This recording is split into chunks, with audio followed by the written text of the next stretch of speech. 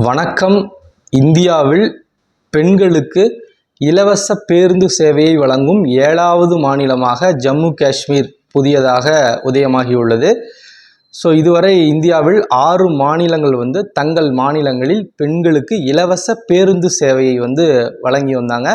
7வது மாநிலமாக ஜம்மு காஷ்மீர் யூனியன் பிரதேசத்தில் அந்த மாநிலத்தின் முதலமைச்சர் உமர் அப்துல்லா அவர்கள் பெண்களுக்கு இலவச பேருந்து சேவையை தொடங்கி வச்சிருக்காங்க.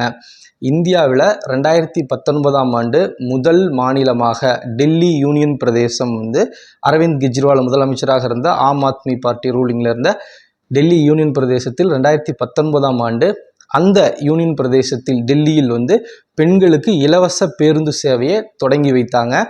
அதைத் தொடர்ந்து 2021ஆம் ஆண்டு பஞ்சாப் மற்றும் தமிழ்நாடு அரசாங்கம், இந்த 2 அரசாங்கங்கள் தங்கள் மாநிலங்களில் பெண்களுக்கு இலவச பேருந்து சேவையை தொடங்கி வச்சாங்க.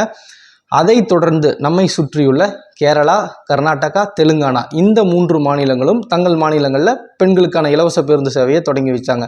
இந்த 6 மாநிலங்களில் வழங்கப்பட்டது. இதைத் தொடர்ந்து தற்போது 7வது மாநிலமாக ஜம்மு அண்ட் காஷ்மீரிலும் பெண்களுக்கு இலவச பேருந்து சேவையை அரசாங்கம் தொடங்கி வச்சுருக்காங்க. அப்போ பார்த்திங்கன்னா இது வரைக்கும் இந்தியாவில் 7 மாநிலங்களில் பெண்களுக்கான இலவச பேருந்து பயணம் தொடங்கப்பட்டுள்ளது.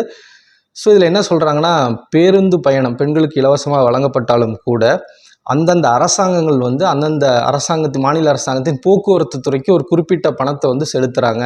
தமிழ்நாடு அரசாங்கத்தில் பார்த்தோன்னா ஒரு பெண் டிக்கெட்டுக்கு பார்த்திங்கன்னா இலவச பேருந்து பயண டிக்கெட்டுக்கு 16 ரூபாய் தமிழ்நாடு அரசாங்கத்தின் சார்பாக போக்குவரத்து துறைக்கு கொடுக்கப்படுகிறது.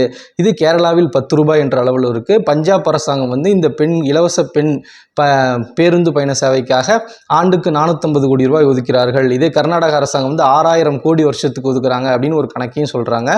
மத்திய நகர்ப்புற அமைச்சகம் என்ன சொல்கிறாங்கன்னா, இந்தியாவில் சராசரியாக 1 லட்சம் மக்களுக்கு 60 பேருந்துகள் இருக்க வேண்டும் என்ற ஒரு கணக்கு சராசரியாக சொல்கிறாங்க. ஆனால் தமிழ்நாடு உள்ளிட்ட எந்த வளர்ந்த மாநிலத்திலுமே கூட 1 லட்சம் பயணிகளுக்கு 60 பேருந்து என்ற அளவில் இல்லை, அதை விட குறைவாக தான் இருக்குது அப்படிங்கிற ஒரு தகவலையும் வெளியிடுறாங்க.